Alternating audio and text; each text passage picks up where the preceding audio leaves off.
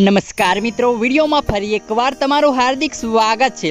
મિત્રો, આજના સમયમાં લોકોએ પોતાના જન્મદિવસ ઉજવવાની રીત જ બદલી નાખી છે। તેઓ મોંઘા કેક કાપે છે તથા પાર્ટીઓ કરીને ખોટા ખર્ચાઓ કરે છે, પરંતુ આ આપણા દેશની સંસ્કૃતિ નથી, એ તો બહારના દેશની સંસ્કૃતિ છે જે આપણા દેશમાં આવી ગઈ છે।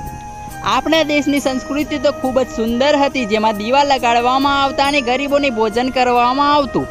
તો આ જન્મદિવસ વિશે મણિધર બાપુનું શું કહ્યું છે તે તમે જાતે જ વિડીયોમાં સાંભળો। આપણા બાપ દાદાના નામ માથે સરિયું શાખા ન ફરે બાપ, આ આપણી પરંપરા નથી, આ બહારનું વિકૃત ખોઈ દીધું। બહેના પોદળો આમ દિલ ચિત્રું પેઢીઓના નામ શરીરથી કાપતા હોય, આ બહુ પાપ છે, આ ન કરાય। બીજી વાતો છે એ કહું મામા, કોઈને દીકરી દીકરાનો જન્મ થાય મોબાઈલમાં ન મૂકશો, કારણ આ મોગલ નહીં વિધાતા માફ નથી કરતી। શું કામ કે જે બાળક જન્મ થયો એનું છઠ્ઠા દિવસે વિધાતા એના લેખ લખે છે, શાસ્ત્રો, કારણ કે હું શાસ્ત્રોનો માનું છું। તો મિત્રો, બાપુએ કેટલો સરસ જવાબ આપ્યો કે કેક કાપવો એ આપની સંસ્કૃતિમાં જ નથી, તો આવું કરવું નહીં।